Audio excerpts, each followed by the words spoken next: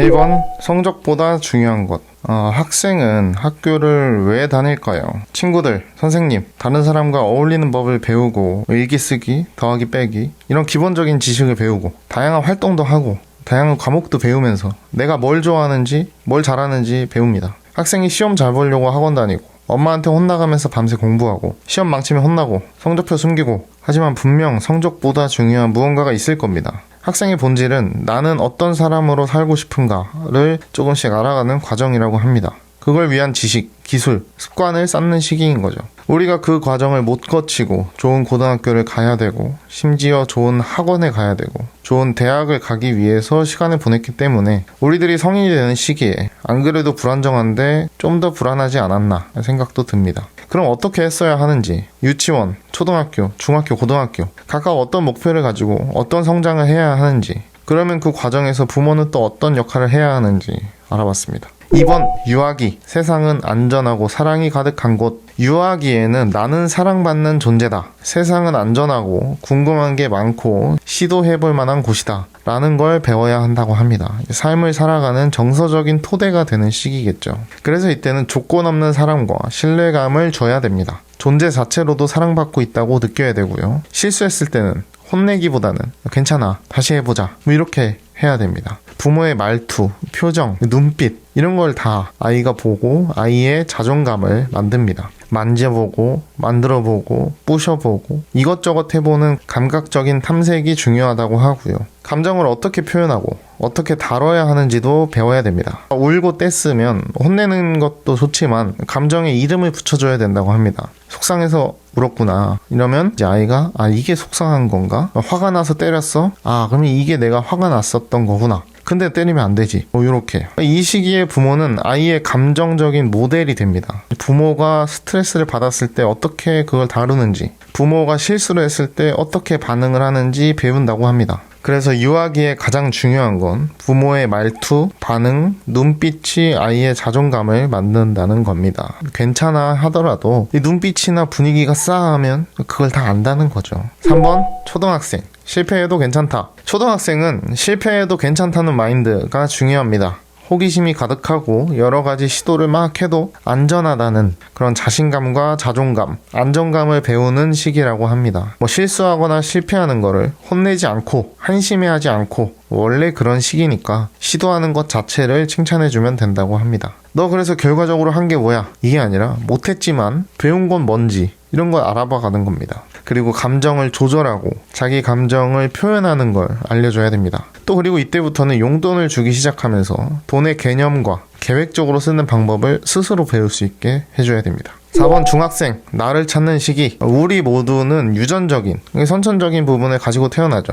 내가 어떤 특성을 가지고 태어났는지 나를 이해하는 시기가 중학생 시기라고 합니다. 나는 뭘 좋아하고 뭘 잘하고 뭘 못하고 그걸 알아가는 시기라는 거죠. 보통 예전에 부모님들은 중학교 가면 중간고사, 기말고사 얼마나 중요한 줄 알아? 그게 네 인생 결정하는 거야.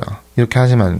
학원에서 선행학습 시키고 옆에서 밤새고 어떤 학원 다니는지 정보 알아봐주고 그게 아이를 위한 게 아니겠죠. 내가 다른 친구들에 비해서 뭘 좋아하는지 딱히 노력을 안 했는데 뭘 잘한다든지 그런 걸 또 알아보는 시기겠죠. 외부 평가, 성적에 너무 흔들리지 말고 내 안의 목소리, 내가 뭘 할 때 행복하고 뭘 할 때 몰입이 잘 되는지 그런 스스로의 특성을 파악해야 됩니다. 그리고 그런 과정이 스스로 일어날 수 있도록 부모는 도와줘야겠죠. 간섭을 하는 게 아니라 깊은 대화를 하려고 노력하고 왜 공부 안 해? 이게 아니고 넌 뭘 좋아하는 것 같은지 이렇게 물어봐줍니다. 비난하지 않고 열린 태도로 기다려주는 거죠. 성인이 아니니까요. 스스로 결정하고 스스로 책임지는 연습을 이때부터 시켜주면 좋습니다. 사춘기가 시작돼서 친구 관계나 외모, 정체성에 대한 고민을 할 시기이기 때문에 용돈을 주면서 친구들과 관계를 만들 수 있게 해주고 자기 취향대로 외모도 꾸미고 방도 꾸미고 이런 정체성에 대한 고민도 같이 해주면서 공감을 해주고 정서적인 안전망이 되어주면 됩니다. 5번 고등학생. 몰입과 선택의 시작. 이제 고등학생이 되면 이때는 어떤 분야든지 간에 몰입을 해보는 경험이 중요하다고 하더라고요. 어떤 분야에 몰입을 했는데 안 된다. 그러면 또 이제 다른 분야로 가면 되니까요. 본인이 지금 왜 공부를 하고 있고 왜 외모를 꾸미고 있고 왜 엄마 아빠랑 싸우는지 스스로 생각할 수 있도록 기회를 줘야 됩니다. 입시만 바라보게 하지 말고 미래 계획, 독립성, 본인이 선택하고 책임지는 그런 능력을 키워줘야 됩니다. 사실 키워줄 필요도 없이 옆에서 도와주기만 하면 되죠. 알아서 키울 겁니다. 너 의대 가야지, 너 변호사 돼야지, 길을 대신 정해주는 게 아니라 인생의 방향을 알아주는 선배 역할을 해주면 좋을 것 같습니다. 의사 하면 뭐 얼마 벌더라, 이게 아니고, 의사를 하면 정말 바쁘고 생명을 살리는 보람이 있는데 사명감으로 일해야 되는 직업인 것 같더라. 변호사는 말을 많이 해야 된다. 너가 말이 많으니까 잘 어울릴 수도 있어. 뭐 이렇게 좀 도와주는 역할인 거죠. 길은 본인이 알아서 잘 찾아갈 겁니다.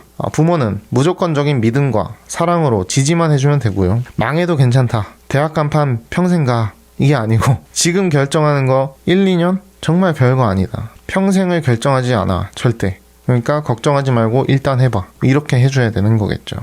한창 실패에 대한 두려움이 좀 큰 시기니까요. 그걸 좀 줄여주고 심리적으로 안정감을 제공해줘야 됩니다. 6번, 사춘기와 독립성. 가장 이제 부모님과 자식이랑 사이가 안 좋아지는 게 사춘기죠.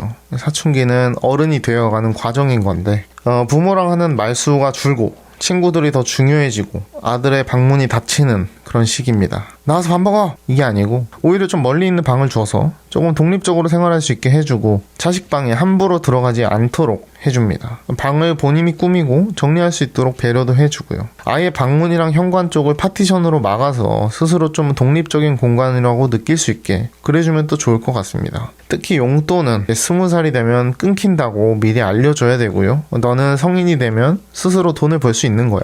자유롭게 네 인생을 선택하고 책임질 수 있는 거지. 아빠는 그게 멋진 일이라고 생각해. 이렇게 정확히 말을 해줍니다. 아이가 한 성인 어른이 되는 준비를 해주면 좋은 거죠. 그치만 뭐 헬멧 없이 오토바이를 탄다든지 마약을 한다든지 그런 최소한 법적으로 잘못되지는 않도록 지도해주는 건 필요하겠죠. 7번, 성장의 길. 저도 이제 어느새 저의 청소년기랑은 좀 멀어졌고 제 아이를 만나는 게 더 가까워진 나이가 된 것 같습니다. 그러면서 내가 자라온 길은 분명히 뭐가 잘못됐는데 근데 어떻게 해야 되는지 모르겠다, 이런 질문이 들어서 좀 이렇게 짚어본 것 같습니다. 아이의 성장 과정에서 부모의 역할은 정말 중요하죠.